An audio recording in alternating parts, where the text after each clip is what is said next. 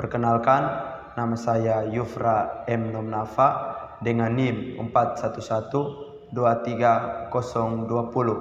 mahasiswa program studi Ilmu Pemerintahan, Fakultas Ilmu Sosial dan Ilmu Politik, Universitas Katolik Widya Mandira Kupang. Pada kesempatan kali ini, saya akan menjelaskan mengenai model sistem politik menurut Gabriel Almond.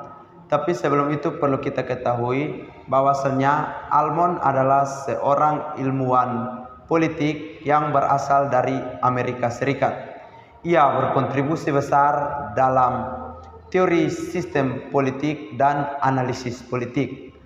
Gabriel Almond sendiri lahir pada tanggal 12 Januari 1911 di Amerika Serikat dan wafat pada tanggal 25 Desember 2002 di California pada usianya yang ke-91 tahun. Perlu kita ketahui juga bahwasanya untuk mendapatkan model sistem politik seperti yang saya gambarkan di sini, Almond berkeliling ke 5 benua berbeda untuk meneliti bagaimana sistem politik dari negara-negara yang ada di 5 benua itu. Yang kemudian Almond mendapatkanlah bagaimana suatu model sistem politik yang saya gambarkan di sini.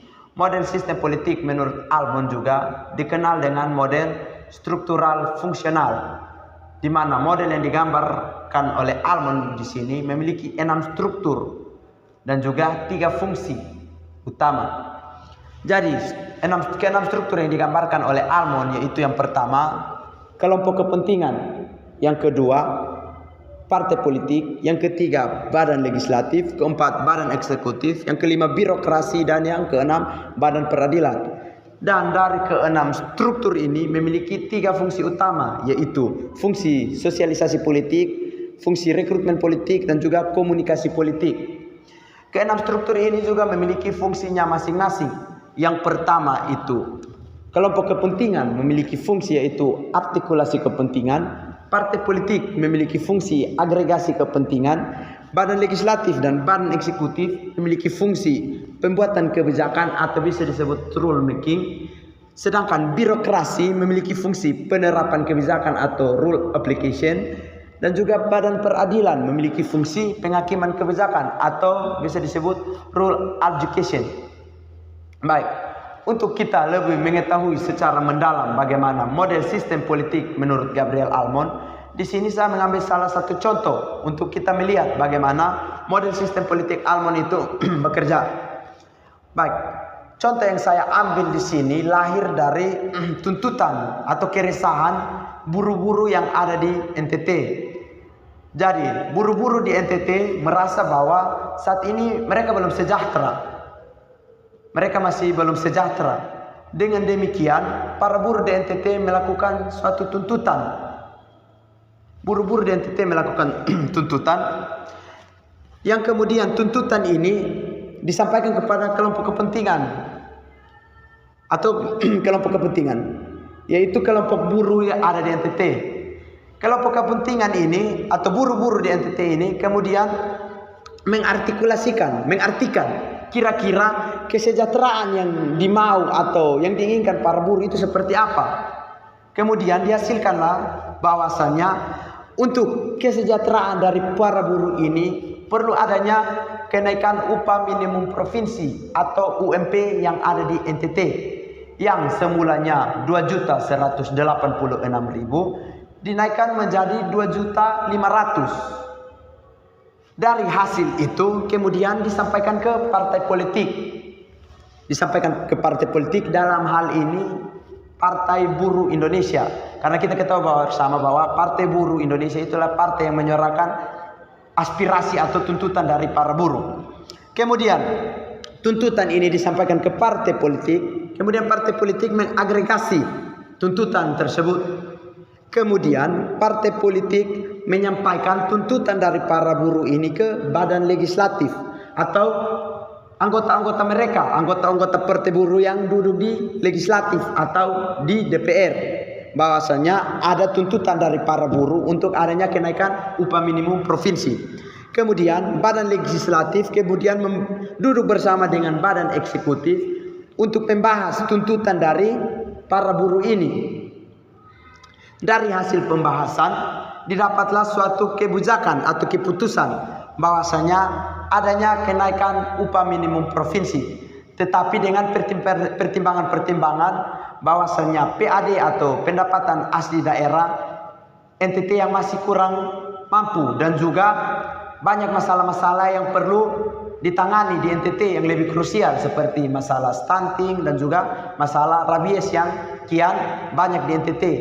Dengan demikian, tuntutan dari kelompok kepentingan atau dari para buruh yang awalnya menuntut agar upah minimumnya menjadi 2.500.000, kemudian disepakatilah oleh Badan Eksekutif dan Badan Legislatif bahwasanya memang benar ada kenaikan, tapi hanya 2.250.000 karena beberapa masalah yang ada di NTT ini. Kemudian Badan Eksekutif dan Badan Legislatif tidak bisa bekerja sendiri atau berjalan sendiri. Kebijakan yang dihasilkan ini kemudian diterapkan atau dijalankan oleh birokrasi, dalam hal ini oleh Dinas Ketenagakerjaan dan juga Transmigrasi. Kemudian birokrasi ini kemudian menjalankan kebijakan yang sudah dihasilkan ini, bahwasanya ada upah minimum provinsi NTT dinaikkan menjadi 2.500.000. Tetapi kemudian seiring berjalannya waktu didapatkanlah bahwasanya masih terdapat beberapa buruh yang belum mendapatkan upah minimum sesuai dengan kebijakan yang sudah dihasilkan tadi.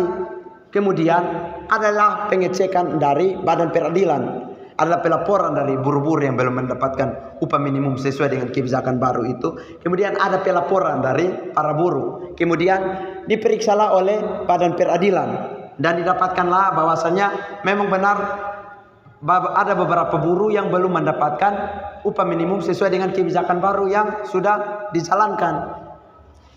Kemudian perlu kita ketahui juga bahwasanya keenam struktur ini memiliki 3 fungsi utama. Kita bisa melihat dari kelompok kepentingan. Kelompok kepentingan juga memiliki fungsi sosialisasi, rekrutmen, dan komunikasi. Contohnya seperti apa? Ya begini, kelompok kepentingan memiliki fungsi sosialisasi, yaitu bagaimana mereka mensosialisasikan tuntutan mereka. Selanjutnya mereka melakukan rekrutmen, bagaimana mereka merekrut kelompok kepentingan mana yang mereka pilih untuk menyuarakan aspirasi atau tuntutan mereka. Itu sudah terjadi rekrutmen politik. Yang kemudian adanya komunikasi, dengan sendirinya ada komunikasi politik yang terjadi antara buruh ini dengan kelompok kepentingan buruh ini. Kita juga bisa melihat bagaimana partai politik, bagaimana kelompok kepentingan mensosialisasikan tuntutan mereka itu ke partai politik. Itu terjadi sosialisasi politik. Dan juga bagaimana kelompok kepentingan memilih partai politik mana untuk menyampaikan tuntutan mereka. Itu sudah terjadi rekrutmen politik. Dan kemudian mereka menyampaikan tuntutan mereka. Itu sudah terjadi komunikasi politik. Selanjutnya Badan Legislatif dan Badan Eksekutif, bagaimana hasil kebijakan yang mereka dapatkan, bagaimana mereka mensosialisasikan kepada masyarakat. Itu terjadi sosialisasi politik. Media mana yang mereka gunakan untuk mereka sampaikan, baik itu media cetak, media massa, media apa yang mereka gunakan untuk menyampaikan hasil dari keputusan mereka ini. Itu sudah ada rekrutmen dan dengan sendiri sudah ada komunikasi politik yang terjadi.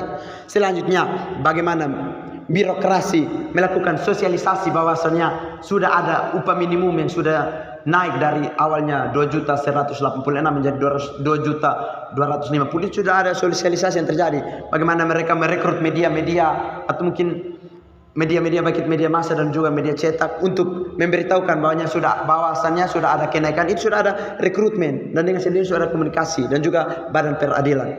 Jadi keenam struktur ini memiliki 3 fungsi utama, yaitu sosialisasi, rekrutmen, dan komunikasi.